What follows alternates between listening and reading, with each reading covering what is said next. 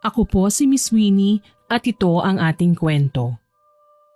Isang mapagpalang araw po sa inyong lahat. Ako nga po pala si Dahlia. Tahimik akong tao at wala akong kaibigan. Nasa mid-60s na ako sa kasalukuyang taon. Nangyari po itong ibabahagi kong kwento noong bagong sama pa lamang kami ng aking asawa. Alam ko na mabibigla kayo sa aking kwento, pero malalaman niyo kung bakit ko ginawa ang bagay na yon. Ngayon pa lang sasabihin ko na sa inyo, marunong ako ng itim na kapangyarihan at ginamit ko yon upang mapagbago ang aking biyenan. Simula pagkabata, tampulan na ng tukso ang aking pamilya. Kilala kasi ang aking Lola Daisy sa pagiging isang babaylan at marunong din si Lola Daisy na gumamit ng itim na mahika. Natatandaan ko pa noon, meron siyang maliit na libro na siya lamang ang nakakahawak. Ni minsan hindi niya winalay sa kanya ang librong yon. Dati hindi ko pa alam kung anong bagay na yon, ngunit habang tumatagal, nauunawaan ko ang halaga noon kay Lola. Istrikta ang aking Lola at sa kanya ako lumaki. Siya ang nagsilbing magulang ko dahil parehong abala sa kani-kanilang trabaho ang mga magulang ko. Naaalala ko pa, madalas si Lola sa kanyang silid. Sa tuwing sasapit ng 3:00 ng hapon, nananatili na siya doon hanggang sa sumapit ang 6:00 ng gabi, tsaka lamang siya lalabas. Natanong ko noon si Lola kung bakit siya nagkukulong sa kwarto. Ako kasi yung tipo ng tao na matanong talaga. Gayunpaman, sabi ni Lola Daisy sa akin, nagbibigay lang daw siya ng oras sa Panginoon upang magpasalamat sa lahat ng biyaya na kaloob sa amin. Ngunit sa totoo lang, may parte noon sa puso ko na hindi naniniwala sa aking lola. Kahina-hinala kasi ang kanyang mga kilos. Masyado siyang mahigpit, lalo na sa kanyang silid. Ayaw niya na may ibang pumapasok doon. Pakiramdam ko noon may iba pang dahilan si Lola kung bakit siya nagkukulong sa silid niya. Ngunit kalaunan, hindi ko na lamang yun binigyang pansin. Gawa ng naging abala na ako sa aking pag-aaral. Hindi naman kasi pala kwento si Lola Daisy at ayaw niyang pag-usapan ang tungkol sa pagiging babaylan niya. Wala ring gaanong kaibigan si Lola, maging ako ay nagaya sa kanya. Nahihiya kasi ako noon na makisalamuha sa iba. Iniiwasan din ako ng mga kasing edad ko. Sinasabi nila na masama raw ang aking lola. Minsan ay nakakwentuhan ko si Lola Daisy. Ginamit ko agad ang oras na yon upang magtanong. Lola, pwede po ba ako matuto ng mga ginagawa niyo? Parang gusto ko kasi na maging katulad niyo eh. Nakakatuwa kasi kaya niyo pong ipagtanggol lang yung sarili. Biglang napakunot ang noo ni Lola nang dahil sa tanong ko sa kanya. Apo, masyado ka pang bata. Hindi mo pa mauunawaan kung anong ibig sabihin ng aking ginagawa. Isa pa, maraming dapat isaalang-alang. Hindi ko alam pero binalot ng kuryosidad ang isipan ko nang dahil sa sagot ni Lola. Bakit hindi niyo po ipaliwanag sa akin, Lola? Para naman po maunawaan ko. Palagi na lang po kasi kayong umiiwas eh, lalo na kapag nagtatanong ako tungkol sa inyong ginagawa. Sa halip na sagutin ako ni Lola, bigla na lang siyang nagalit sa akin. At nang araw na yon, nagkulong na siya sa kanyang silid. Nang dahil sa ginawa niya, mas lalong nanaig ang pagnanais ko na makakuha ng kasagutan at paliwanag sa lahat ng aking katanungan. Sa paglipas ng mga araw, mas lalong naging malihim si Lola Daisy at hindi niya ako pinapansin. Sa tuwing uuwi ako ng bahay, parang hangin lang ako sa kanya. Nagkakasama lang kami at nagkikita tuwing kakain. Pagkatapos ay papasok na agad siya sa kanyang silid at hindi na muling lalabas pa. Para bang iwas na iwas siya. Ewan ko ba kung bakit bigla na lang naging ganun ang pakikitungo sa akin ni Lola Daisy. Wala naman kasi akong ginawang masama eh, ngunit parang ilag na ilag siya sa akin. Gayunpaman, hindi nagtagal, hindi na talaga ako nakatiis at agad ko siyang kinausap. Tinanong ko si Lola Daisy kung bakit ganun ang kanyang ginagawa sa akin at para bang iniiwasan niya ako. Malalim siyang napabuntong hininga bago niya sinagot ang aking katanungan. Pasensya ka na, Apo. Ngunit ayoko lang na mag-away tayo o di kaya naman ay magtalo nang dahil sa kuryosidad mo. Hintayin mo ang tamang panahon. Sasabihin ko rin naman sa iyo kung ano ang ginagawa ko. At wala namang ibang magmamana ng aking kaalaman kung hindi ikaw. Kaya sa ngayon, ituon mo muna ang iyong atensyon sa iyong pag-aaral. Natahimik ako sa sinabi ni Lola Daisy. Hindi ako makapaniwala sa kanyang sinagot sa akin. Matapos niya kasi kung iwasan ng ilang araw, ganun lamang ang kanyang paliwanag. Gayunpaman, hindi na lamang ako nagtanong pa o nangulit dahil naisip ko na baka mas lalo lamang magalit sa akin si Lola Daisy at hindi ko naman yun kakayanin.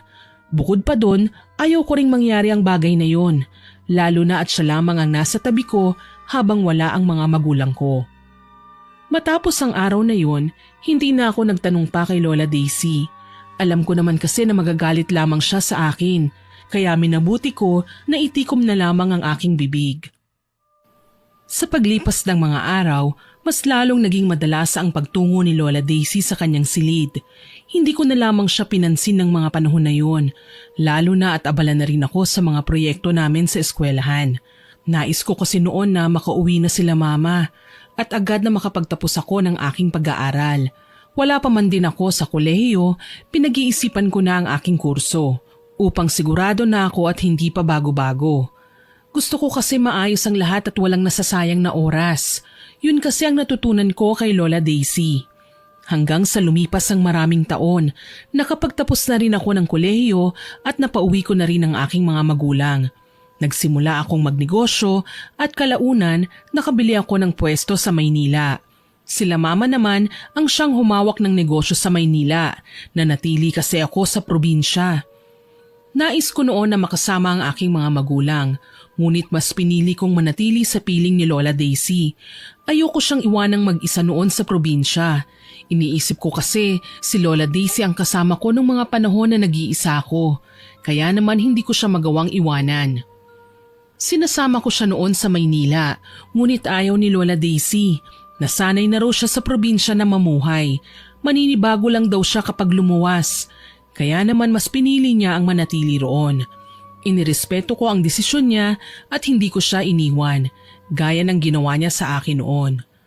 Habang tumatanda si Lola, mas lalo naman siyang napalapit sa akin at unti-unti niyang itinuro ang mga kaalaman niya tungkol sa pagiging isang babaylan. Sabi kasi sa akin noon ni Lola Daisy, ako lamang ang siyang magmamana ng kaalaman na yon, lalo na at ako lamang daw ang kanyang nakasama hanggang sa edad niyang yon. Hindi ko alam noon kung matutuwa ba ako o hindi. Sa tagal kasi ng panahon, nawala na rin ang interes ko noon sa mga ginagawa ni Lola. Ngunit kalaunan habang inaaral ko yon, nagustuhan ko rin naman yon, lalo na nang matutunan ko kung paano labanan ng mga kapangyarihan ng hindi pangkaraniwang tao. Siyempre, tinuruan rin ako ni Lola Daisy kung paano mambarang at mangulam ng tao. Lola Daisy, bakit ngayon niyo lang sa akin tinuro ang mga bagay na ito? Bakit noon ayaw niyong sabihin sa akin? Iwas na iwas po kayo. Ano po bang kaibahan noon? Napangiti si Lola sa tanong ko sa kanya at hinaplos niya ang aking buhok. Yun ba? Natatakot kasi ko na katulad ng iyong ina, baka layuan mo rin ako. Lalo na kapag nalaman mo kung ano ang mga ginagawa ko. Nagulat ako noon sa sinabi ni Lola Daisy. Hindi ko akalain na may hidwaan sa pagitan nila ni Mama. Alam po pala ni Mamang tungkol sa ginagawa niyo? Hindi niya nabanggit sa akin. Tumango naman si Lola sa tanong ko sa kanya at kita ko ang pagsilay ng lungkot sa kanyang mga mata. Oo apo, pero lumayo siya noon. Kung iniisip mo naman kung bakit napunta ka sa akin, yun ay ang kadahilan ng wala na siyang ibang mapag-iiwanan sa'yo. Sinabi niya rin sa akin noon, huwag ko raw ituturo sa'yo ang aking nalalaman. Natatakot siya na magamit mo sa kasamaan at baka raw mapahamak ka. Ngunit ngayong nasa tamang edad ka na, nakikita ko naman na responsable ka, kaya't ituturo ko sa'yo ngayon ang aking mga kaalaman. Napatango na lamang ako noon sa mga sinabi ni Lola Daisy at tinandaan ko ang lahat ng bilin niya sa akin, lalo na at alam ko na para din naman yun sa ikabubuti ko.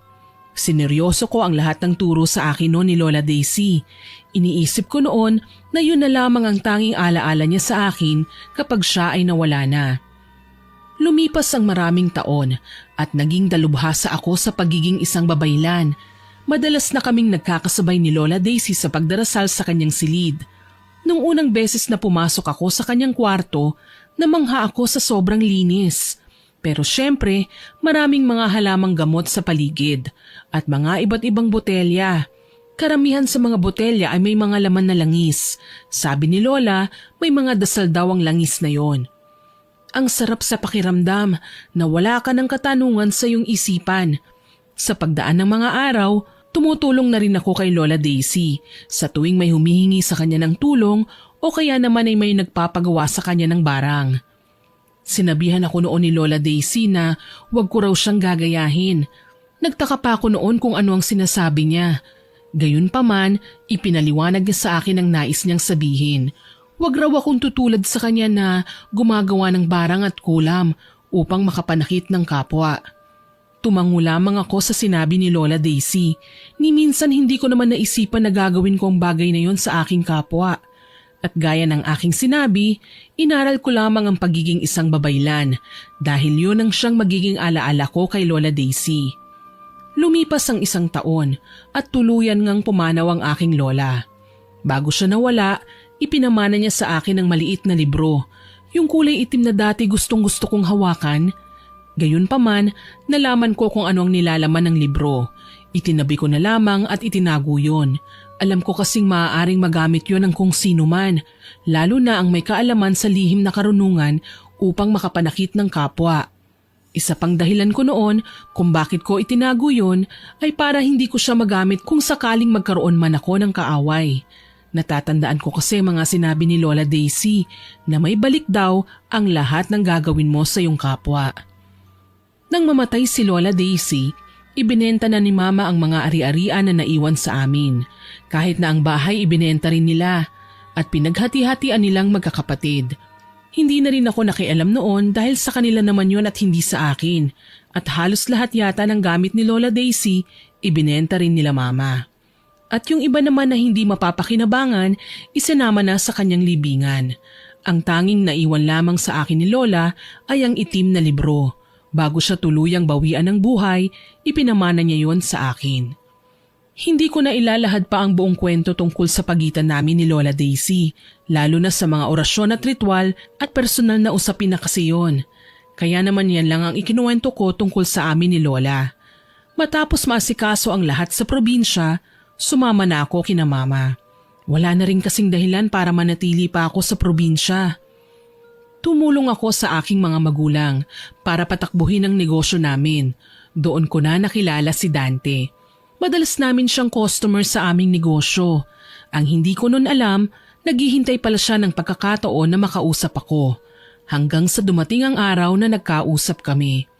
Tinanong niya ako kung naghahanap daw ba kami ng kasosyo sa negosyo.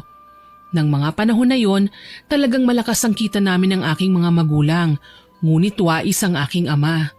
Siya ang nakipag-usap noon kay Dante at gaya ng inaasahan ko, nakipagsosyo ang aking ama sa pamilya ni Dante. Hindi naman ako noon umalma o nagreklamo sa aking ama. Alam ko naman na alam niya ang kanyang ginagawa at kung ano ang makakabuti sa aming negosyo. Tinagtagal naging kasosyo namin sila Dante sa negosyo at syempre palagi na rin siyang dumadalaw sa amin. Gawa na rin ng palagi silang nag-uusap ng aking ama tungkol sa mga gagawin sa negosyo at kung ano pa ang maaari nilang idagdag dito. Nung una hindi po talaga kami malapit sa isa't isa ni Dante. Gaya nga ng sabi ko, mahiyain ako at ilag sa ibang tao. Lalo na kapag hindi ko naman kasundo o kaklose. Basta ang natatandaan ko, nakakausap lang kami ni Dante sa tuwing may mga tanong siya. At kapag wala ang aking ama, sa akin siya palaging nagtatanong. At syempre, alangan naman na hindi ko kibuin at sagutin. Kaya naman sa mga ganoong pagkakataon lamang kami nagkakausap. Madalas naman kaming magkita sa bahay, ngunit madalang kaming magkausap. Iba rin kasi ang inaasikaso ko at bukod ang trabaho sa aking ama. Toka-toka kasi kami nila Mama sa pagpapatakbo ng negosyo upang mas madali ang trabaho. Hanggang sa dumating yung kaarawan ng aking ina. May bagay kami na hindi napagkasunduan ng aking ama, kaya naman sa halip na makipagtalo, umalis na lamang ako. Kahit pa marami kaming mga bisita, wala akong pakialam noon. Ang iniisip ko lamang ay umalis kesa naman magkagulo pa kaming dalawa ng aking ama. at nakakahiya yun sa aming mga bisita, kaya naman umiwas na lamang ako. Nagpunta ako noon sa isang tahimik na lugar at hindi ko alam na sinundan pala ako ni Dante. Hindi ko nga alam kung paano niya nalaman kung saan ako pupunta eh. Nagulat na lang ako, nasa likod ko na siya. Doon lamang kami nagkausap na dalawa at naging komportable naman ako sa kanya. Napakagaan kasi niyang kausap, hahayaan kanyang magsalita at maglabas ng sama ng loob. Kapag tapos ka na, tsaka lamang siya magbibigay ng payo. Sa totoo lang, nagulat din naman ako noon dahil nakapagkwento ako sa kanya. Kahit na hindi naman kami malapit, hindi rin naman kami nagtagal at agad na rin na bumalik sa bahay. Pag-alis ng mga bisita, agad na humingi ako ng tawad sa aking ama at tinanggap niya naman yon. Nang magkaayos kami ng aking ama, agad na nagpasalamat ako kay Dante. Nang dahil kasi sa mga payo niya sa akin, naliwanagan ang aking isipan. At buhat ng araw na yon, palagi na kaming nagkakausap. Napagkukwentuhan na rin namin noon ang mga pinagdadaanan namin, lalo na ang mga pangarap at plano sa buhay. Habang tumatagal, napagtanto namin na marami pala kaming pagkakapareho. Mabilis kong naging kasundo si Dante. Madalas sa akin na siya nagtatanong. Kalaunan, unti-unting nahulog ang loob ko kay Dante. Pero hindi ko naman inamin sa kanyang nararamdaman ko, lalo na at nahihiya ako. Isa pa, napakapangit din naman tingnan kung babae pa mismo ang unang aamin sa lalaki. Tama ako, hindi ba? Hinayaan ko na lamang ang sarili ko noon na mahulog kay Dante. Minsan sinusubukan ko na kalimutan na lang ang nararamdaman ko para sa kanya. Ngunit sa tuwing nagkikita kami o di kaya naman nagkakausap, bumabalik ang nararamdaman ko para sa kanya. At mas lalo akong nahuhulog. Sa totoo lang kahit na malapit na kami ni Dante ng mga panahon na yon, hindi talaga ako naging malapit sa kanyang pamilya, lalo na sa kanyang nanay. Pansin ko kasi mata pobre at masungit ang kanyang ina. Yung tipong titignan kanya mula ulo hanggang paa at ipararamdam niya talaga sa'yo na hindi kanya gusto. Ubod pa siya ng arte lalo na sa pagkain.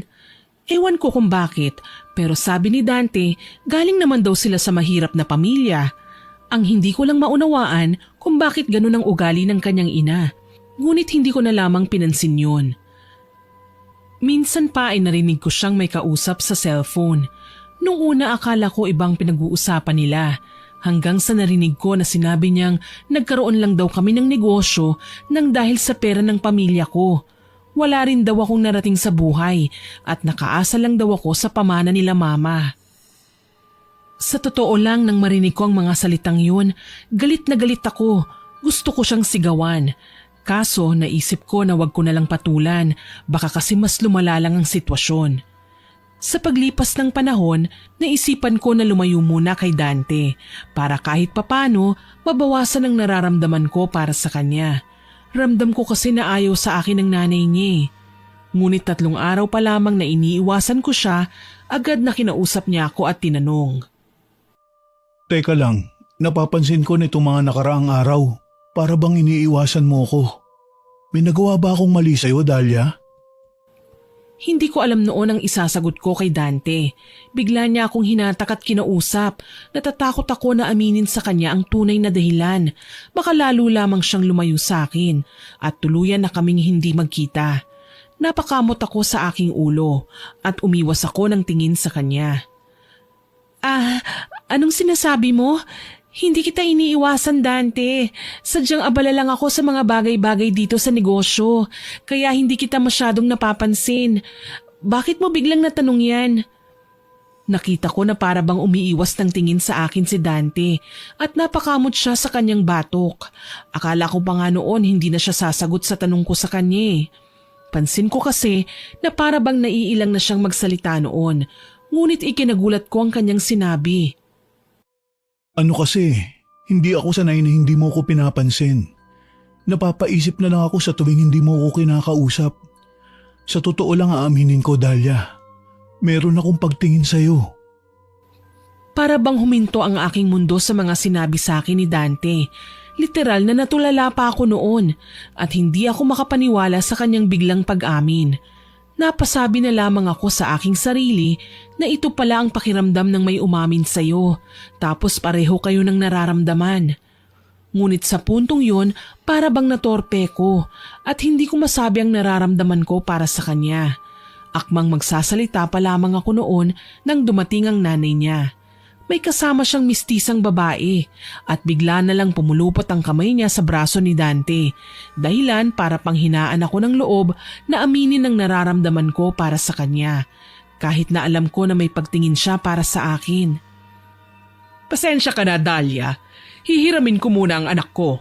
May pag-uusapan kami tungkol sa kanyang pakakasalan na babae. Sa mga oras na yon, para bang pinamukha pa sa akin ng nanay niya na hindi kami pwedeng maging kami at ayaw niya sa akin dahil may iba siyang nais para kay Dante. Hindi ko alam noon kung ano ang isasagot ko, kaya tumango na lamang ako. Naguguluhan ang aking isipan ng mga oras na yon. Kakaamin lang kasi sa akin ni Dante, tapos malalaman ko na ikakasal na pala siya. Mabilis na umalis si Dante sa harapan ko at nagtungo sa isang lamesa malayo sa akin. Nakatingin lamang ako sa kanila. Napansin ko na para bang nagtatalo si Dante at ang nanay niya. Ewan ko, pero pakiramdam ko hindi siya pabor na magpakasal. Iniisip ko na sana tumutol si Dante, pero hanggang sana lang yun. Lalo na't hindi ko naman narinig ang kanilang usapan dahil malayo sila sa akin. Hindi naman ako nakiusyoso sa usapan nila. Marami na rin kasing mga customer na dumating, kaya inasikaso ko na lamang ang mga tao. Matapos ang ilang oras, umalis na rin ang nanay ni Dante at yung kasama niyang babae. Tapos biglang lumapit sa akin si Dante at sinabihan ako na kung maaari niya daw ba akong makausap. Sa totoo lang ayaw ko sana ngunit nahihiya naman akong tumanggi. Baka kasi ano pa ang isipin niya. Kaya naman tumango na lamang ako. May parte naman kasi sa puso ko na umaasa at nagsasabing sana totoo ang sinabi niya sa akin bago dumating ang nanay niya. Hindi ko alam noon kung para saan at bakit niya ako kinausap. Ngunit nang magsalita siya at kami na lamang dalawa, sinabi niya sa akin na aminin ko lamang daw ang nararamdaman ko para sa kanya at hindi niya itutuloy ang kasal. Lalo na at ang nanay niya lamang ang may nais noon. Nagulat at nanlaki ang aking mga mata sa mga sinabi niya. Napatanong pa nga ako noon sa sarili ko kung masyado bang halata na may pagtingin ako para sa kanya para tanungin ako ng ganun. Hinawakan niya ang aking kamay at tinitigan ako sa aking mga mata. Kaya naman wala na akong nagawa pa kundi aminin sa kanya ang aking nararamdaman. Oo, tama ka, gusto nga kita. Pero Dante, magagalit ang nanay mo kung hindi mo siya susundin. Kahit na hindi naman kami malapit ng magulang mo, alam ko ang mga kaya nilang gawin at kung ano nga bang kanilang ugali. Kaya natatakot ako na baka paghiwalayin din nila tayo at madamay pa ang negosyo. Hinawakan ni Dante ang aking muka at hinalikan ako sa aking noo habang siya ay nakangiti. Nagulat ako sa ginawa niya, pero aaminin ko, kinilig ako sa ginawa niyang yun. Aba, sino bang hindi kikiligin kung hahalikan ka sa noo ng isang taong gusto mo?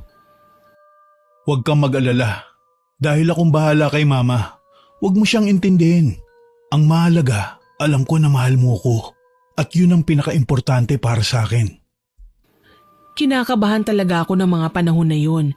Yun kasi ang unang beses na papasok ako sa isang relasyon at napakakomplikado pa ng sitwasyon. Matapos ang pag-uusap namin na yun ni Dante, ilang araw ko siyang hindi nakita at nagulat na lang ako nang pumunta siya sa bahay namin at nagpaalam sa aking mga magulang na liligawan niya raw ako. Pabor naman sa kanya ang mga magulang ko, lalo na ang aking ama. Ayos na ayos sa pamilya ko si Dante. Ngunit alanganin naman ako sa kanyang pamilya, lalo na sa kanyang ina na si Mama Teresa.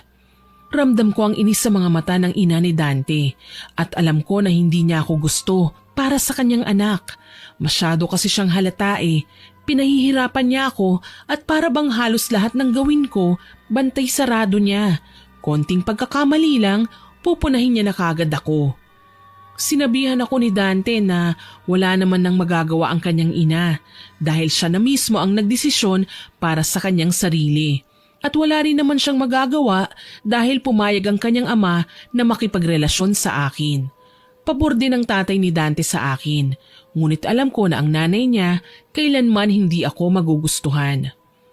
Lumipas ang 1 taon, sinagot ko si Dante at nagpasalamat ako dahil ipinakita niya sa akin na hindi ko pagsisisihan ang binigay kong pagkakataon sa kanya dahil pinaramdam niya sa akin na mahalaga ako sa kanya. Maraming ginawa noon si Mama Teresa para hindi matuloy ang panliligaw sa akin ni Dante. Halos siraan na niya sa akin ang sarili niyang anak, ngunit hindi ko pinansin ang kanyang mga sinabi. Alam ko na plano niya lamang yun upang sirain kami ng kanyang anak.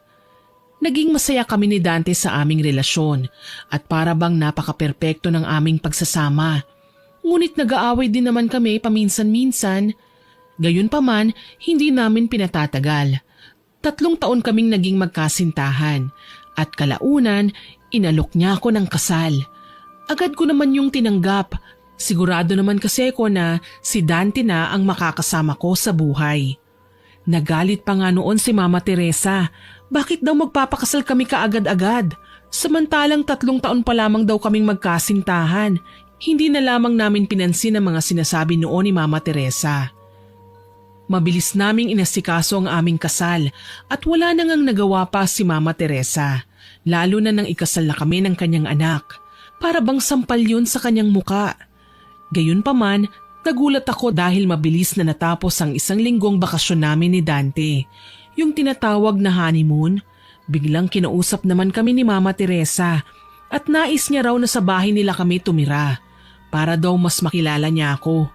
Ewan ko ba, pero parang iba ang pakiramdam ko noon dahil bigla na lang siyang bumait sa akin. Siya pa mismo ang pumili ng silid namin at tinanong niya ako kung anong dekorasyon daw ba ang gusto ko. Siyempre ako naman natuwa dahil iniisip ko noon baka tanggap niya na ako talaga ang pinili ng kanyang anak. Pero siyempre hindi ako makampante. Iniisip ko noon na baka pakitang tao niya lamang yun. O di kaya naman babalik din siya sa dati niyang ugali. Pero nagkamali ako. Sa tuwing gigising ako sa umaga, nilulutuan niya ako ng pagkain at binibilhan pa niya ako ng mga pampaganda. Ikaw, Dahlia, hindi mo dapat pabayaan ang ganda mo. Baka maghanap ng iba ang asawa mo. Lalo na at napakaraming magagandang babae ang nakakasalamuha niya sa negosyo. Napangiti na lamang ako noon at tinanggap ang mga binigay niya sa akin. Nakakatuwa lang dahil unti-unti nang napapalagay ang loob ko kay Mama Teresa. Sa paglipas ng mga araw, nalaman ko na nagdadalang tao ako at mas lalo siyang naging maalaga sa akin. Palagi niya akong kinukumusta at binibilhan ng mga prutas. Halos sa akin na ang kanyang atensyon at ikinatuwa naman yun ng asawa ko. Ngunit lahat ng yun nawala at nagbago nang dahil sa isang pangyayari. Galing kami noon ni Dante sa isang salo-salo kasama ang aming mga kaibigan. Sabi noon ni Mama Teresa, wag na raw akong sumama. Ngunit hindi kami nakinig sa kanya. Pag-uwi namin ng bahay, sobrang sakit na ng balakang ko. Aray, Dante, ang sakit na talaga. Hindi naman ganito si baby. Umiiyak na ako ng mga oras na yon at namumuo ang pawis sa aking noo. Agad na lumapit si Mama Teresa sa akin at nanlaki ang mga mata niya nang makita ang pag-agos ng dugo sa aking hita. Ang sasakyan, Dante! Ihanda mo! Dadalhin natin ang asawa mo sa ospital! Sumisigaw na siya noon at binuhat na ako ng tatay ni Dante. Kaagad na dinala nila ako sa ospital. Ngunit habang nasa biyahe, binantaan ako ni Mama Teresa.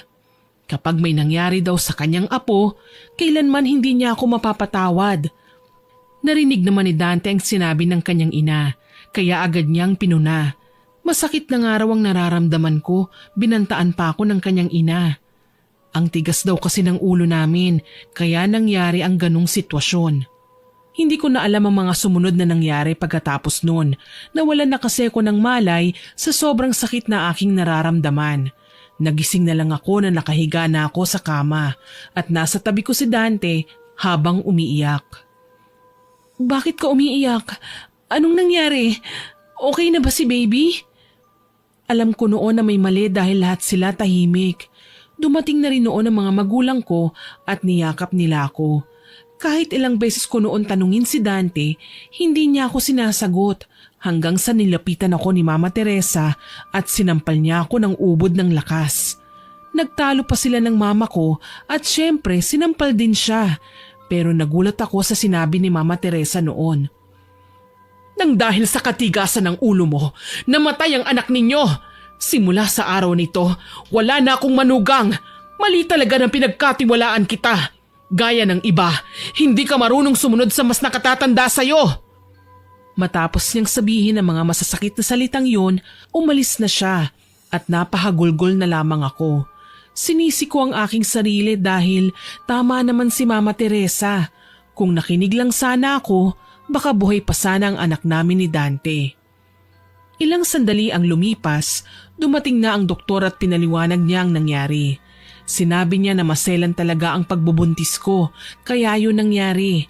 Ngunit ang mas ikinagulat ko, nang sabihin ng doktor na mahihirapan na raw akong manganak at dahil meron na akong problema sa matris. Para bang gumuho ang mundo ko. Binigyan ako ng Diyos ng pagkakataon para maging ina, ngunit sinayang ko. Halos mahigit 1 linggo ako nung hindi kumain dahil sarili ko ang sinisisi ko sa mga nangyari.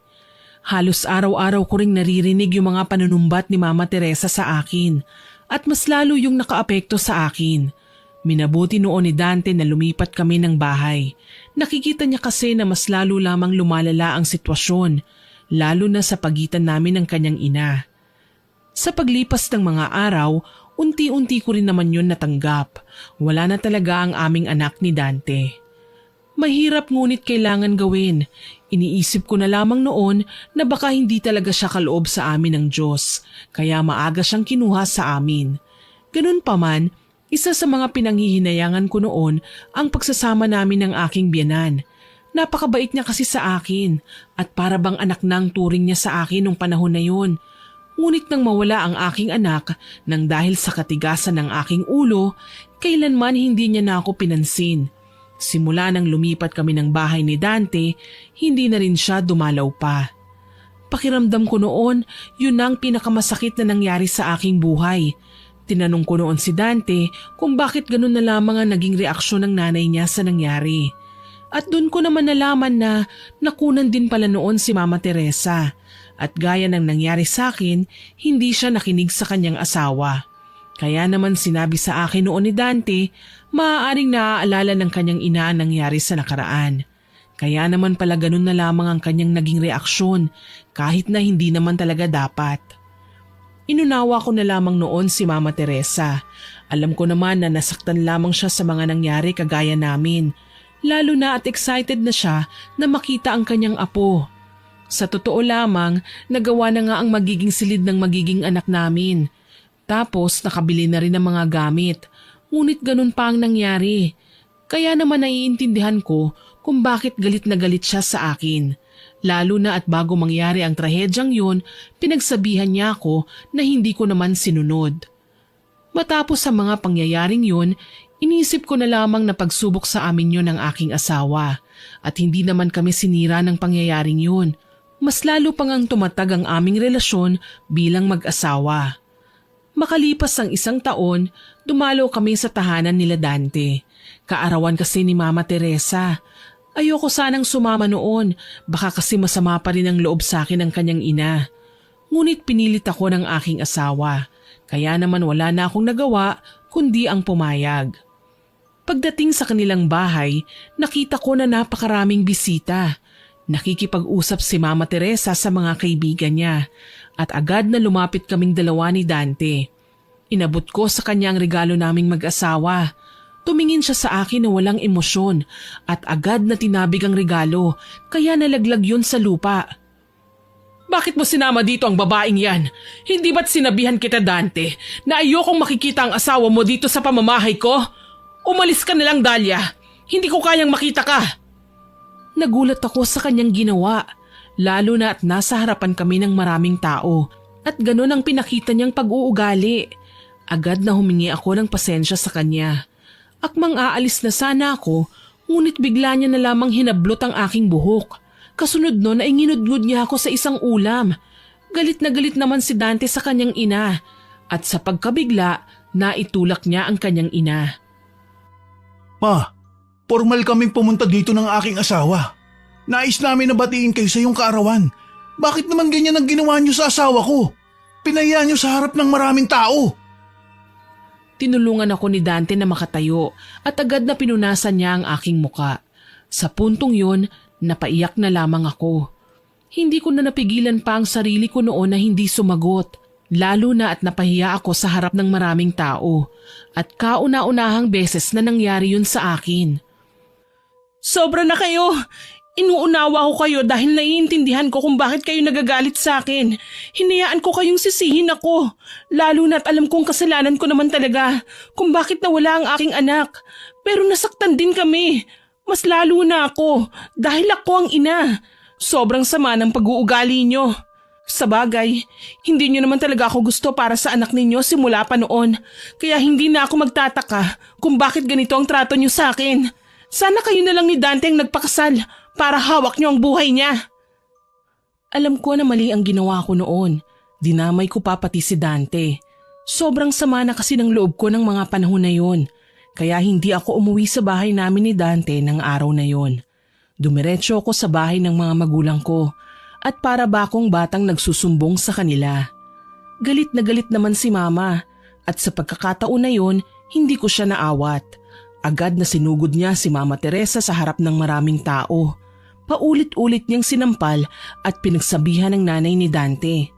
Nang dahil sa nangyari, nasira ang kasiyahan sa kaarawan ni Mama Teresa at ako pa ang sinisi niya. Gayunpaman, agad siyang sinabihan ni Dante at pinuna. Natahimik kaming lahat noon. Sumigaw na kasi si Dante.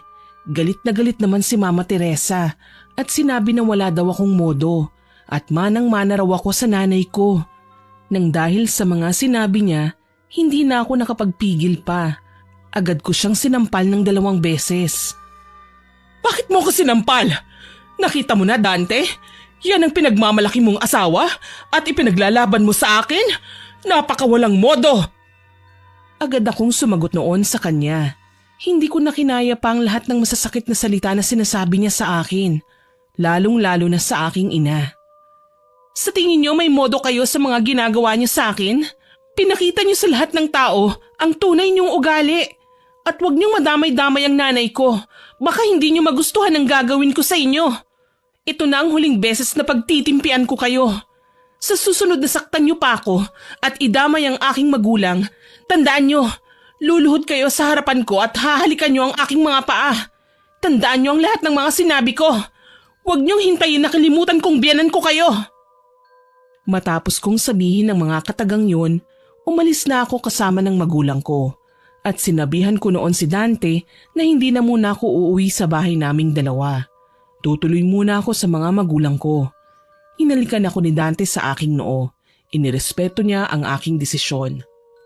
Pagkatapos ng pangyayaring yun, ilang araw akong nanatili sa bahay ng mga magulang ko at hindi ko muna inisip si Dante o ang nanay niya. Aaminin ko, nasaktan talaga ako sa nangyari. Makalipas ang mahigit 1 linggo, nagtungo si Dante sa bahay namin. Agad niya akong sinuyo na umuwi sa aming bahay. Siyempre naman sumama na ako sa asawa ko.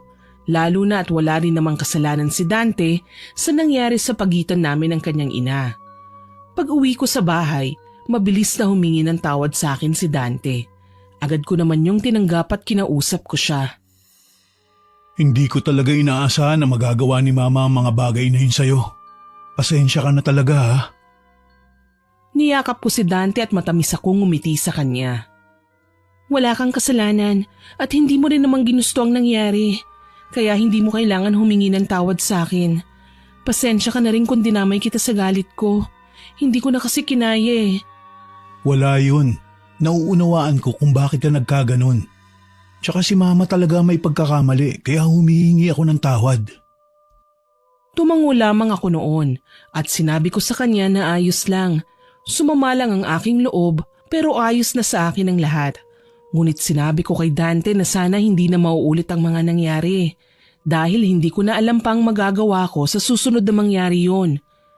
Pilit na lamang kaming umiwas na mag-asawa kay Mama Teresa. Ayoko na talaga noon ng gulo eh. Lalo na at hindi ko naman alam kung anong magagawa ko sa biyenan ko kapag napuno na ng galit ang puso ko. Lumipas ang mga araw, wala namang naganap kaya naman natahimik na kami ni Dante at halos nakalimutan ko na ang mga nangyari. Ngunit isang araw, nagtungo si Mama Teresa sa bahay namin. Ayaw siyang papasukin ni Dante, ngunit sinabi niya na hihingi lang daw siya ng tawad sa akin. Kaya naman pinapasok siya ng aking asawa. May dala-dala pang regalo noon si Mama Teresa. Kaya inisip ko noon baka hihingi nga talaga ng tawad sa akin. Ngunit paglapit niya sa akin, bigla niya na lamang akong sinabunutan at nang buksan niya ang kanyang daladalang regalo, puno yun ng basura na agad niyang ibinuhos sa akin. Sabi ko sa'yo lumugar ka! May pasugod-sugod pa kayo ng nanay mo at nagbanta ka pa! Gaya ng basurang binuhos ko sa'yo, bagay ka dyan! Hindi ako makapaniwala sa ginawa niya. Agad na hinablot ni Dante ang nanay niya at tinulak niya palabas ng bahay. Masobra na kayo! Wag na kayong pupunta dito! Galit na galit si Dante na pinagtabuyan ng kanyang sariling ina. Nagulat ako sa ginawa niya at bago makaalis si Mama Teresa, agad ko siyang sinabihan. Sinabihan ko na kayo, hindi kayo nakinig sa akin. Abangan niyo ang gagawin ko sa inyo para magbago kayo. Akala mo ba matatakot mo ko? Hindi! Manigas ka! Patuloy ko kayong guguluhin! Tandaan mo yan! Napailing na lamang ako noon, ngunit hindi ko na lamang siya pinansin. Pumasok na ako sa loob ng bahay. Si Dante naman, hinatid ang nanay niya palabas at pinauwi. Pagbalik ni Dante, muli siyang humingi ng tawad sa akin. At sa pagkakataon na yun, tinanong ko siya. Dante, ayos lang ba kung dadalain ko ang nanay mo? Kumbaga bibigyan ko siya ng pagkakatandaan niya para matuto siya sa lahat ng kanyang kamalian. Napakunot noon si Dante at hinawakan ako sa aking kamay. Ikaw ang bahala. Alam mo naman na malaki ang tiwala ko sa'yo.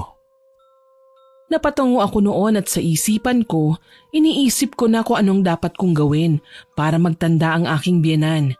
Hindi na kasi makatarungan ang pagiging masungit at masamang ugali niya. Kaya dapat lang natuldukan na. Para naman magbago na siya.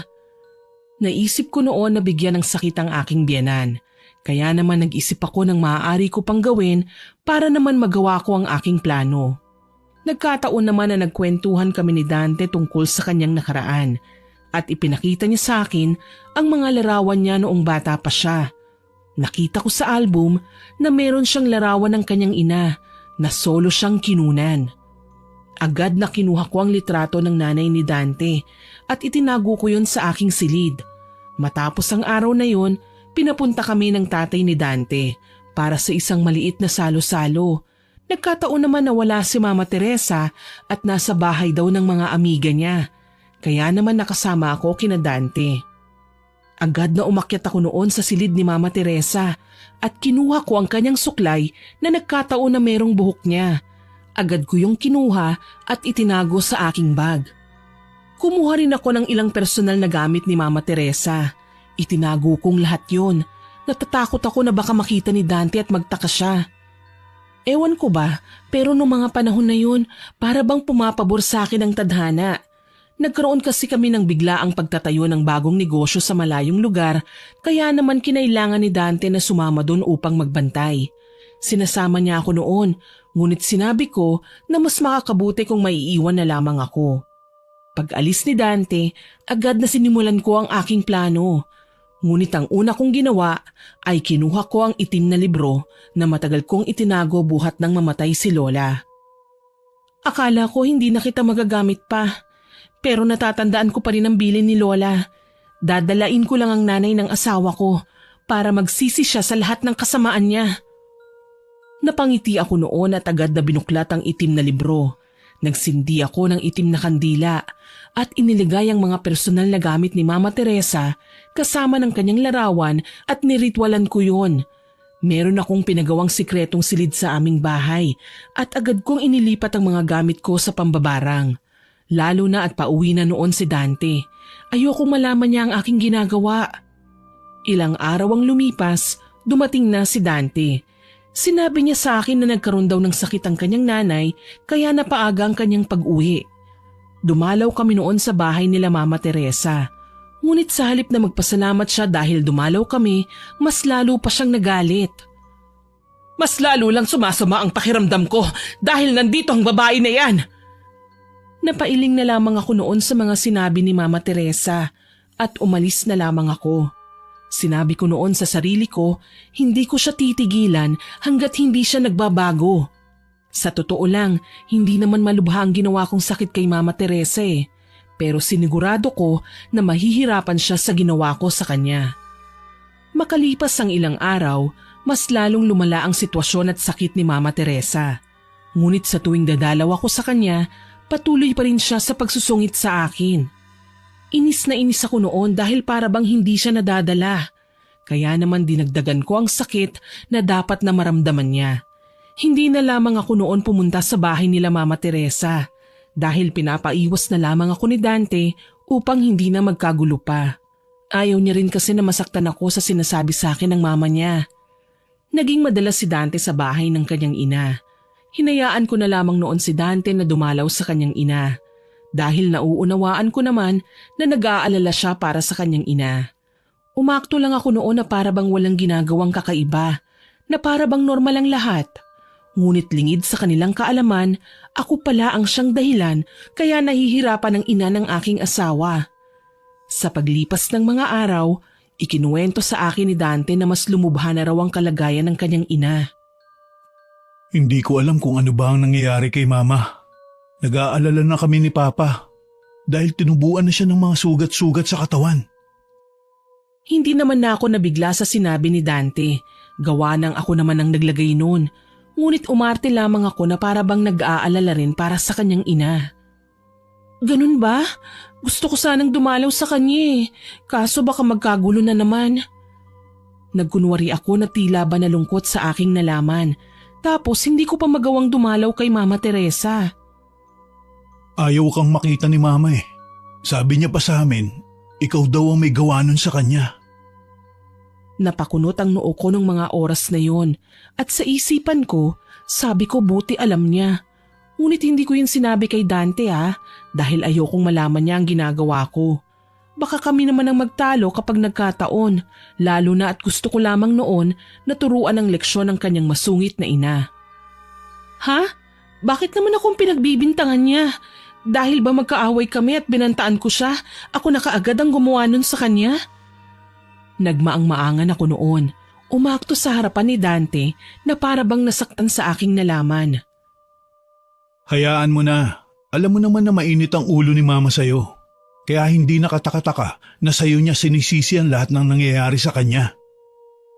Niyakap ako ni Dante at matapos ang pag-uusap namin na yun, nagpahinga na kaming dalawa. Sa paglipas ng araw, hindi na nakakatayo pa sa kanyang higaan si Mama Teresa. Kaya naman nagtungo kami ni Dante sa bahay nila at isinama niya ako sa ospital dahil nagpumilit ako. Pagdating namin doon ay galit na galit sa akin si Mama Teresa. Lumayas ka dito! Hindi kita kailangan! Masaya ka na ba na naghihirap na ako? Napaatras ako noon at pakunwaring naiyak. Aalis na sana ako pero sabi ng tatay ni Dante na wag ko na lamang daw pansinin ang mga sinasabi ng kanyang asawa. Nanatili ako sa silid ni Mama Teresa at maya-maya lumabas sila Dante dahil kinausap sila ng doktor. Kaya naman naiwan kami ni Mama Teresa sa loob ng silid niya. Yun na ang nakita kong pagkakataon para bigyan siya ng babala. Siguro naman sa nangyari sa inyo, matututo na kayong maging mabuti sa inyong kapwa. Siguro yan ang karma ng biyanang masungit. Teka, ingat kayo Baka pag hindi pa kayo nagbago mas lalong lumala ang sakit nyo. Kayo rin. Para bang inasar ko siya ng mga panahon na yon at nakita ko ang takot sa kanyang mga mata. Pero bigla yun nawala at sinabunutan pa niya ako. Kung kagagawan mo ang lahat ng ito para gantihan ako, pues manigas ka dahil lalabanan ko ito. Galit na galit siyang sumigaw. Biglang pumasok sila Dante dahil malamang narinig nila ang malakas na sigaw sa akin ni Mama Teresa at agad akong tinulungan ng aking asawa. Ma, may sakit ka na lahat-lahat, ganyan pa din ang pag-uugali niyo. Magbago na kayo. Yang asawa mo, demonyo siya. Alam kong may kinalaman siya sa nangyayari sa akin. Tahimik lamang ako noon sa isang sulok at hindi kumikibo. Palagi nyo na lang kinakawawa at inaabuso ang asawa ko. Hindi ko na kayo maintindihan, May. Pakiramdam ko kinakarma na kayo dahil sa kasamaan ng pag-uugali nyo. Hindi ko akalain noon na sasabihin ni Dante ang mga katagang yun, lalo na at nanay niya ang kanyang kaharap. Pero habang nagsasalita si Dante, nakatitig siya sa mga mata ng kanyang ina at umiiyak siya. Agad na inawat ko si Dante dahil nakita ko na bigla na lang nahirapang huminga ang kanyang nanay. Hayaan mo na lang, intindihin na lang natin siya, lalo na't meron siyang pinagdadaanan. Biglang natahimik si Mama Teresa matapos niyang marinig ang mga sinabi ko para bang natauhan siya na ewan. Umalis na lang ako noon at nagpaalam na uuwi na ng bahay dahil tapos na ang dapat kong gawin ng araw na yun. Pag uwi ko, nag-orasyon ulit ako. Ngunit hindi pa man ako natatapos, bigla na lang dumating si Dante. Kaya naman mabilis na lumabas ako at isinara ang sikreto kong silid. Kanina pa kita tinatawag, bakit hindi ka lumalabas? Ano bang ginagawa mo? Agad na nag-isip ako ng palusot na sasabihin ko kay Dante. Ano kasi, nakaidlip ako. Medyo masama kasi ang pakiramdam ko kaya ayun. Tapos huli na nung marinig ko ang boses mo. Napatango lang si Dante sa sinabi ko at nagtungo siya sa kusina. Nagulat ako nang bigla siyang nagluto. Hinayaan ko na lang siya at naupo ako sa sala. Tsaka ko binuksan ang telebisyon. Nilibang ko na lang ang sarili ko. Maya-maya, bigla siya sa aking lumapit. Iniabot ang kanin at ulam na nilagang baboy na siya mismo ang nagluto. Kumain ka muna tapos uminom ka ng gamot para hindi tumuloy ang lagnat mo. Sinilip lang din kita dito pero babalik din ako sa ospital. Salamat sa pagpapasensya mo kay Mama ha. Sana hindi ka magsawang unawain siya. Natahimik ako sa sinabi ni Dante. Sa totoo lang may parte sa akin na iniisip kong sabihin ang totoo sa kanya. Pero natatakot ako na magkasira kaming dalawa. Kaya naman kahit na nakukonsensya ako, tiniis ko yon para lang mabigyan ng leksyon ng aking biyenan. Salamat asawa ko Huwag kang mag-alala, darating din yung panahon na magiging maayos din kami ng mama mo gaya ng dati. Sa ngayon, hayaan na lang natin siya, lalo na ngayong may pinagdadaanan siya. Napangiti si Dante sa mga sinabi ko at hinalikan niya ako sa noo. Nagpaalam na siya sa akin at agad na umalis. Mabilis naman na bumalik ako sa aking ginagawa. Napasampal na lang ako sa aking mukha nang bigla na lang namatay ang kandila. Ilang sandali ang lumipas, bigla na lang akong nakaramdam na para bang nanikip ang aking dibdib. Segundo lang ang lumipas at bigla naman akong napasukan ng dugo. Umihip ang napakalakas na hangin at doon ko napagtanto na para bang kinukontra ang aking ginagawa kay Mama Teresa. Dali-dali kong sinindihan ang kandila sa aking harapan at agad na nag-orasyon. Alam ko na kaagad na lumapit sila sa albularyo. Sinusubukan niyang kontrahin ang aking ginawa. Alam ko na maaari nilang gawin yun, kaya naman napaghandaan ko ang bagay na yun. Alam ko ang aking susunod na hakbang.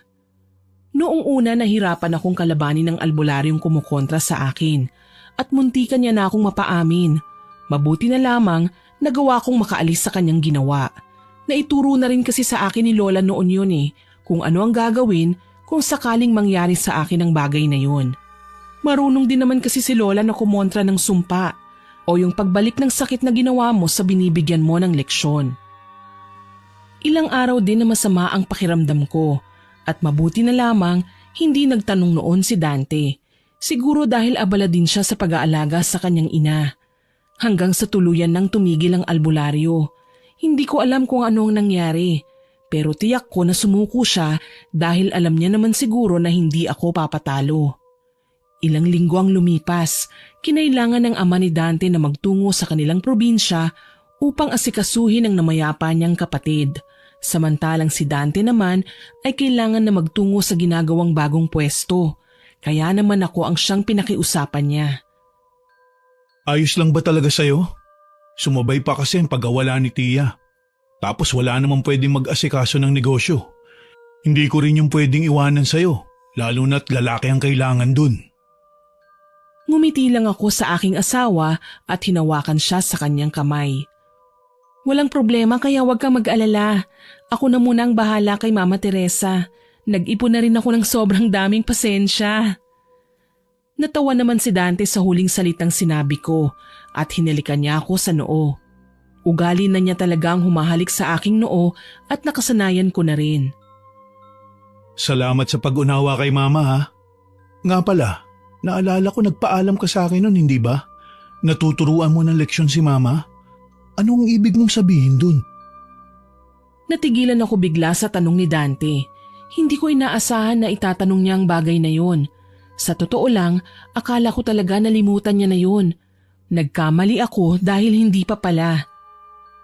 Wala yun. Nakalimutan ko na nga yun eh. Bakit mo naman natanong? Wala lang. Naisip ko kasi na baka ikaw yung naglagay ng sakit kay Mama. Pero wag kang magalit ha. Mas mabuti nga kung ikaw gumawa nun para lang magbago si Mama. Kasi alam ko nagagaling pa siya. Tsaka naikwento mo sa akin nun, di ba, na isang babay lang ng lola mo? Kaya posibleng naturuan ka niya. Napakunot ang noo ko sa sinabi ni Dante. Hindi ko mawari kung hinuhuli niya lang ba ako o nagsasabi lang talaga siya ng kanyang saloobin. Ngunit hindi ako umamin. May tao ba nga amin ng kasalanan? Wala naman, hindi ba? Ha? Hindi ko naman gagawin yun kay Mama. Oo, nagalit ako sa kanya. Pero hindi ko magagawa yun sa kanya. Isa pa, nanay mo pa rin siya. Oo, babay lang si Lola. Ngunit hindi niya ako tinuruan kung paano maglagay ng sumpa. Pero tinuruan niya ako kung paano manggamot. Opo, sa puntong yon nagsinungaling ako sa aking asawa. Nang dahil sa ayokong maging hadlang siya sa aking mga plano. May tiwala naman ako sa aking asawa. Pero alam ko na matimbang pa rin naman ang pagmamahal niya para sa kanyang ina. Napatangu-tangu lang si Dante sa sinabi ko. Ramdam ko at kita ko sa kanyang mga mata na tila ba nagdududa siya sa akin. Matapos ang pag-uusap namin na yun, umalis na si Dante at nagpaalam na sa akin. Tutungo siya ng araw na yun sa bahay nila para kumuha ng ilang gamit ni Mama Teresa. Tapos ihahatid niya ako sa ospital para ako ang magbantay. Ilang oras ang lumipas. Bumalik na rin si Dante at sabay kaming nagtungo sa ospital. Pagdating namin ay agad na bumungad sa amin ang bunganga ni Mama Teresa. May mga mag-aasikaso naman sa akin dito. Hindi ko kailangan ng babaeng yan dito sa tabi ko. Baka mas lalo lang mapaaga ang pagkamatay ko. Napailing na lang ako dahil sa kabila ng nararanasan niya, hindi pa rin siya nagbabago ng kanyang pag-uugali. Ma, si Dahlia lang ang pwedeng magbantay sa inyo. Hindi rin 24 oras na sasamahan kayo ng mga nurse o doktor dito. Lalo na't hindi lang kayo ang pasyente dito. Kahit na, edi kumuha kayo ng personal na mag-aalaga sa akin. Basta wag lang ang babaeng yan. Halos magwala na ng oras na yon si Mama Teresa. Sige na, ako nang bahala dito. Umalis ka na, baka gabihin ka pa sa biyahe. Lalabas na lang ako at sisilip-silipin ko na lang siya dito sa silid. Napabuntong hininga si Dante at tinitigan niya ang kanyang ina. Sana wag niyong abusuhin ang kabaitan ng asawa ko, Ma. Pasalamat na lang nga tayo dahil sa kabila ng ginawa niyo sa kanya, nandito pa rin siya. Handa kayong samahan kahit halos ipagtabuyan niyo na siya. Hindi ako mangangako. Hindi ko rin naman siya pinilit eh. Kaya kapag may ginawa ako sa kanya, wala akong pananagutan dahil ginusto niyang manatili dito. Napakamot na lamang sa kanyang batok ang aking asawa. Halata ko na para bang napipiko na si Dante, pero nagpipigil lang. Sige na, ako nang bahala. Huwag ka nang mag-alala. Hindi ko naman pababayaan ang sarili ko eh. Hinalikan ako ni Dante sa noo at sabay kaming lumabas sa silid ni Mama Teresa. Nang umalis si Dante, nag-isip ako ng paraan para mapagbago si Mama Teresa. Inisip ko kung ano pa ba ang pwede kong gawin bukod sa pagpapahirap ko sa kanya. Ilang sandali habang nakatayo ako sa labas, nakita ko sa refleksyon ng bintana ng ospital, napansin ko na para bang gusto niyang tumayo at parang hindi siya mapakali. Kaya naman agad akong pumasok. Lumabas ka na! Tawagin mo na lang yung nurse at naiirita ako sa pagmumukha mo! Nagsusungit pa rin siya sa akin ng mga oras na yon. Pupunta po ba kayo sa banyo? Sasamahan ko na kayo. Huwag na kayong mahiya pa. Masama niya akong tinignan at tinulak pa niya ako dahilan para mapaupo ako sa sahig. Ayan, Ang kulit mo kasi! Umalis ka na para hindi ka na masaktan! Hindi ko pinansin ang mga sinabi niya at tumayo na lang ako. Pinagpag ko ang aking damit at tinulungan siyang maupo sa wheelchair. Nangako ako kay Dante na aalagaan ko kayo, kaya hindi ko iindahin ang lahat ng pagpapahirap ninyo. Kayo din ang mahihirapan kapag iniwanan ko kayo. Paki mo ba? Di ba yan naman ang gusto mo? Ang mahirapan ako? Napabuntong hininga na lang ako at sinabihan ko ang aking sarili na habaan ko pa ang aking pasensya. Bahala kayo kung anong iisipin nyo, basta hindi ko kayo iiwan dito. Kapag may nangyari sa inyo, baka ako pa ang masisi. Yun lang ang sinambit ko noon. Tinanong ko siya kung saan siya pupunta, pero nagmatigas siya. Ilang sandali ang lumipas, bigla na lang siyang naihi sa salawal at umagos yun sa kanyang mga sugat dahilan para mapadaing siya sa sakit.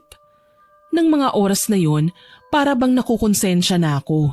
Pero kailangan ko siyang mapagbago Kaya naman hindi ko pinansin ang aking konsensya. Agad na kumuha ko ng damit para palitan siya. Nung una nagpupumiglas pa si Mama Teresa, pero agad ko siyang sinabihan na tinawag ko na rin naman ang nurse noon. Ngunit walang pumunta. Kaya naman ako ang siyang naglinis sa kanya. Wala naman siyang nagawa pa dahil wala namang ibang gagawa nun sa kanya kundi ako. Humahapdi na rin ang kanyang mga sugat na nabasa. Kaya naman hinayaan niya na lamang ako na palitan ko siya ng damit. Matapos na palitan, nagbalat ako ng mansanas. Kinain ko muna ang isa tsaka ko siya binigyan. Bakit mo kinuhanan? Para sa akin yan lahat! Napairap na lamang ako sa hangin. Binawasan ko po para hindi niyo isipin na nilalason ko kayo o di kaya naman may ginawa ako sa pagkain ninyo. Natahimik naman siya sa sinabi ko at kumain na lang. Ilang sandali dumating ang doktor at tinurukan siya ng gamot para hindi niya maramdaman ang kirot kapag nililinisan ang kanyang mga sugat. Ngunit bago siya turukan, nagtanong muna ako kung para saan yun. Pag alis ng nurse at doktor, bigla siyang nagsalita. Bruha ka? Bakit mo tinatanong kung para saan yung mga tinuturok sa akin? Alam naman nila yon dahil nag-aral sila. Napabuntong hininga na naman ako. Aba, anong malay ko po, mamaya tinurukan na pala kayo ng pampamanhid o di kaya ng lason ng hindi ko alam, di ako pang napahamak, hindi ba? Napatango na lamang siya at nagpahinga na. Sa mga oras na yon, naramdaman ko na para bang naglelelo na siya sa pagsusungit sa akin. Ilang sandali pa, nakatulog na rin ako at hindi na ako lumabas pa dahil sunod-sunod ang pagpasok ng mga nurse. Maya-maya, nakaramdam ako ng lamig kaya naman lumipat ako ng pwesto. Ngunit dama ko pa rin ang lamig pero tiniis ko na lamang at natulog. Ilang oras ang lumipas, dumating ulit ang isang nurse. Binilin sa akin ang mga susunod na iinumin ni Mama Teresa.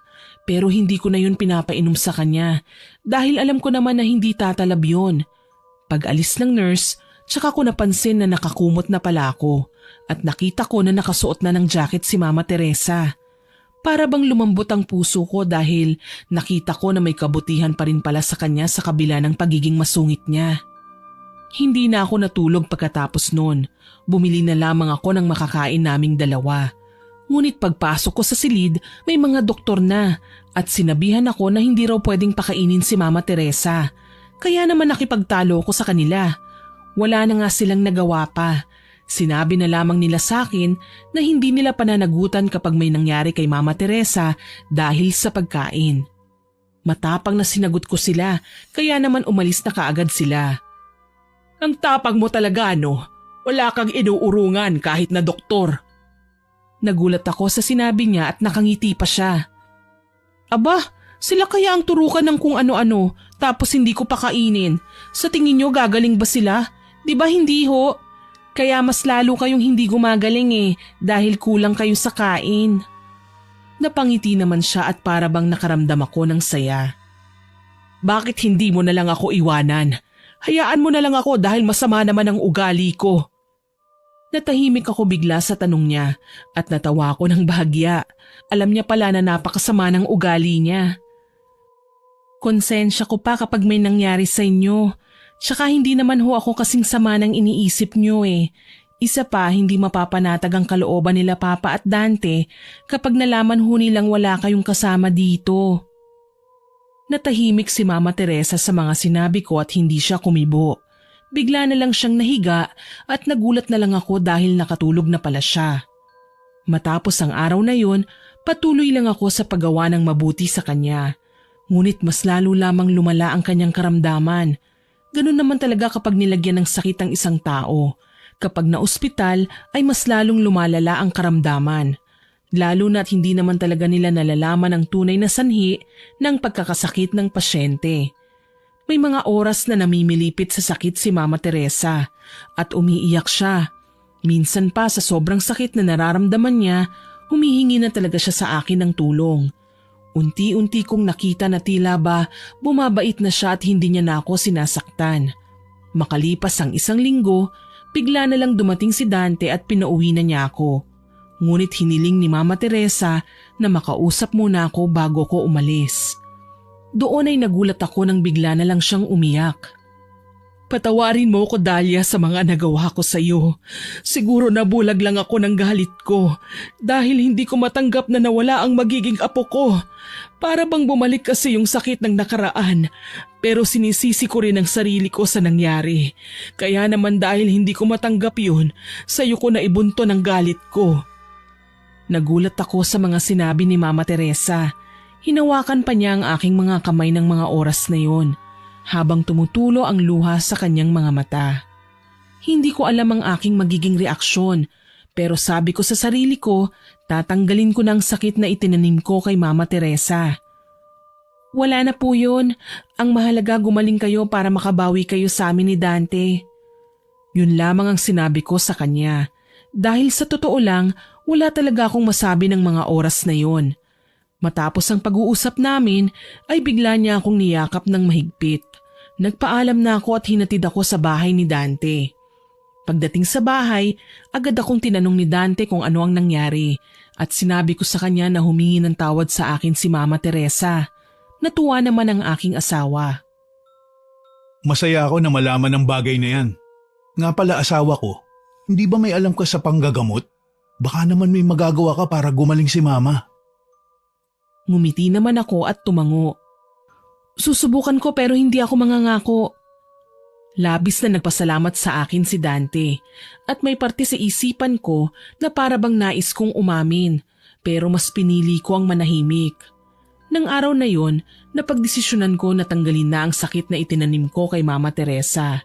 Sinunog ko ang lahat ng mga ginamit ko upang walang makakita sa mga ginawa ko. Matapos na itigil ang orasyon, gumawa ako ng lunas para tuluyan ng gumaling si Mama Teresa. Inisip ko noon na mukhang nagbago na siya sa lahat ng mga nangyari. Kaya naman nang muli akong dumalaw sa kanya, binigay ko ang ginawa kong lunas para sa kanya. Para saan naman ang bagay na ito? Hindi ba ito makakasama sa akin? Pero hindi kita pinagdududahan, Dahlia. Matamis akong ngumiti kay Mama Teresa. Ako po mismo ang gumawa niyan. May kaalaman po kasi ako sa panggagamot at nakiusap sa akin si Dante kung maaari ko daw po kayong gamutin.